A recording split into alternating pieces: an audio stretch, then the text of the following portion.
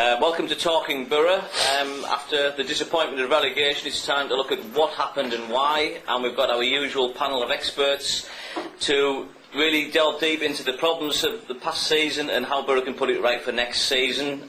To my left, we've got Gary Gill, member of Brucey Rehawks Babes, of course, and now a respected pundit with BBC Tees. Eric Pale, of course, looking ahead to his 25th season covering the Boro, unfortunately in the wrong division, but nonetheless, the exciting times ahead. Bernie Slavin, a Boro legend, of course, and a member of Real Radio's Legends team.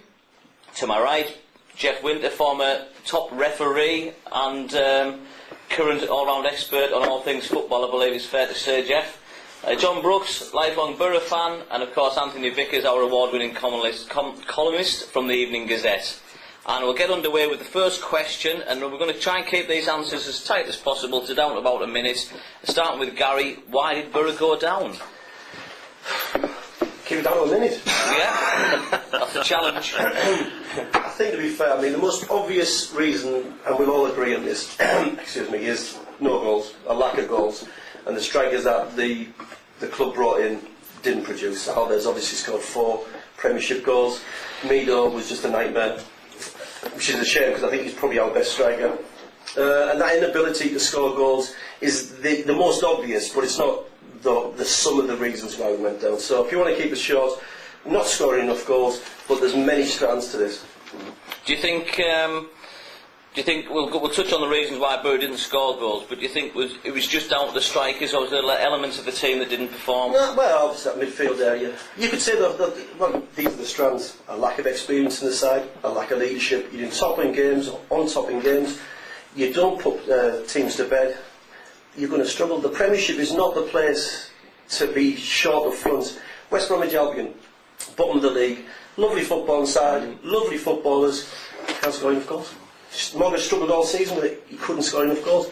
So the Premiership, when you're paying your big bucks for your strikers, they've got to produce, because if you know for a fact the level of ability in the Premiership and the strike forces that nearly all the Premiership sides have, you're not going to keep clean sheets week in and week out. So you have to have that. I likened it sometimes last season to a boxer with one arm, really. You can punch, but you can't knock the guy out because you just can't put him to bed with that inability to score goals, and you get found out. Thanks, Gary. Eric? Yeah, I think the annoying thing is, last summer they actually believed that they had enough goal scorers in the team. I did. We all thought Alves would go on to get 12 to 15. Tunjai, Downing had got 10 the previous season. There was no reason to believe it would all collapse, but it did. And I think they reached the stage halfway through the season where confidence was just rock bottom, because they're creating chances, lots of chances, and the ball just wouldn't go in the net. And I think the frustration in the team was incredible, and it led to a loss of confidence. And once they'd reached a situation where they weren't winning games, and they needed a bit of grit and a bit of fight and roll his sleeves up, they didn't have that sort of player within the side to be able to turn things around. Bernie? What's happened this season, quickly, shortly, I think too many people have been sticking their nose into first team affairs. I think that should be one man only. There's players left that everybody in Teesside thought, why on earth is he leaving? We've brought in inferior players. It's easy to blame the strikers. It's easy, everybody points at Alves, but Tunjai, who's walked away with 3 Player of the Year accolades, is good in the eye. I'd pay to watch him. He's only got 7 goals. Not enough. Midfield I thought was dreadful. I didn't think it was going to be good getting into the season, but it's turned out worse than anticipated. And defensively we've been poor. And the goalkeeper situation, Swatzer went, Ball says Turnbull, Jones, they're the guys, they'll do the business. Well, we've conceded a hell of a lot of goals. And the Turnbull, after the Chelsea one boob, sort of disappeared into oblivion. A lot of people are saying that's his contract. Well, if that's the case, that would be Billy Boy tactics for me. Gareth should, if that is true, and I don't know if it's true, but if it was, if I was a manager, I'd be going and knocking on a few doors above me to get things like that sorted out, because that's not good for morale, especially in the dressing room, because players talk. Me and Gilly know that because we've been in dressing rooms. But overall, I just think there have been too many people sticking their nose in to team affairs, and I think you should leave the footballing side purely to Gareth Southgate, who, for me, in the last month of the season, was getting heavily involved in the financial state of Middlesbrough Football Club. I don't want my manager talking about the financial structure. I want the chief exec talking about that, the chairman. Gareth Southgate should totally focus on the footballing side of things and leave the other side to other people. Yeah, I think from my viewpoint, I feel that the team started this season weaker than it finished the previous one. And that shouldn't happen in transfer when you're spending a great deal of money like Boro did, and the money's so tight at Middlesbrough. You've got to get every transfer right. And I also feel that they let players go for whatever reason. You could make a case for probably all the players that left for going. You could make a case for Boateng, Schwarzer, maybe he's gone stale. Perhaps Lee Cattermole, a move was the right thing for him, maybe it's not. But they didn't replace them with players of a similar quality, or the players that did come in, as Eric pointed out in his column this week, didn't play the games. Didier Digard, Emnes, Justin Hoyt, how many games did they play? Did you say? 35. Phil, there was all the gambling going on, wasn't it? Yeah, and also the Premiership was the place. The season's been one big gamble. And the sale for me, also the sale of Luke Young sent the wrong message out. So ultimately, they started the season for me on the wrong path, and from then on, it was, as you say, the lack of goals put to bed any chance of Boro pulling out of this struggle that they found themselves in. They couldn't win games when they were on top, or they couldn't put games to bed. Yeah. But Jeff, what were your feelings on it? Well, everything that's been said. I mean, at the start of the season, we saw a younger team, we saw pace, and we were around this table all hopeful. And the first 2 or 3 performances did give us reason to think that, yes, here is a team that can finish 8th, 9th, 10th, whatever, playing good, fast, attractive football, what the fans want. But as the season's gone on, there's been an apparent lack of physical strength and mental strength. You know, I look at the Boro team there and think, who would you want on your side in a battle? Who can win a 50-50 tackle? You've got the likes of Ali Adier, nice footballer, but must be having an affair with the physio, because it's a case of what time will the physio be on? First tackle, whether it's 10 minutes, 20 minutes, 30 minutes, the first 50-50 he's in, he's down on the floor, and then once he's been hit once, he's out of the rest of the game mentally. And there's so many players, we were never going to get grit and fight and battle. So there was that, and also at times, I think, as well as the physical strength, it was the mental strength.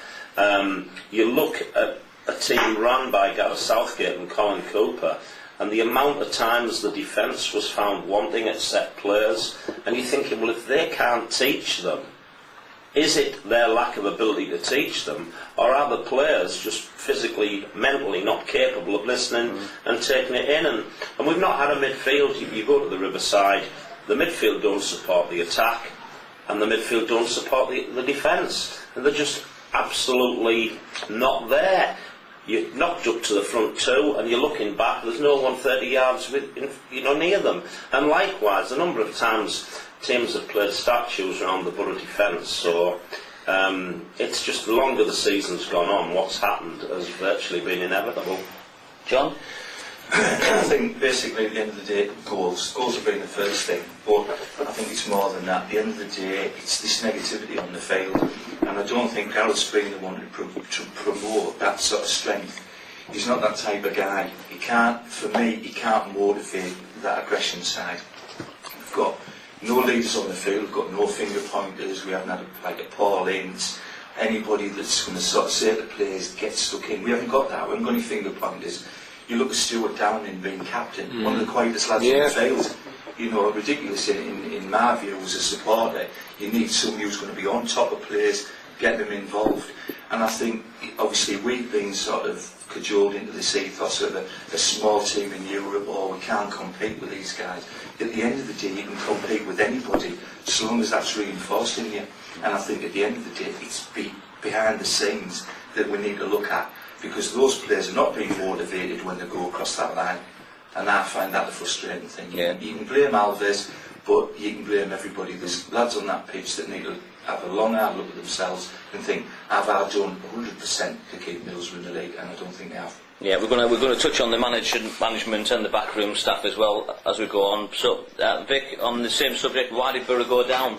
Well, I think there's 2 factors. One is, I think the club took a gamble and lost. They took a gamble that they could keep the club in the Premiership on the cheap. And I've got no problem with a long-term strategic view, but I think they went into this season assuming there were 3 teams worse than them, and they were safe, and that gave them the freedom to make a few more cuts in terms of the size of the squad and personnel than maybe was advisable. I think that was a big gamble, and they knew it was a gamble, and it hasn't come off. The other reason I think Boro have gone down is that they've created a team that falls between 2 stools. They've tried to create an Arsenal-like approach where players are technically adept, they're moving the ball quickly, it's close passing, fast attacking, football on the break, and that's what they've tried to create, but the players aren't good enough for that. And the reason the players aren't good enough for that is that Boro can't afford the players needed to make that work properly. But also, that they fall short of where the bulk of their bread and butter games are played, which is in the bottom half of the table against teams that are going to be physical. And the team that we have created now is nowhere near commanding, athletic and physical to face up to the likes of even Stoke, who at the start of the season we thought were the weak link of the lot. And your archetypal lower league side would be Bolton. And we've been bullied by teams like that week in, week out.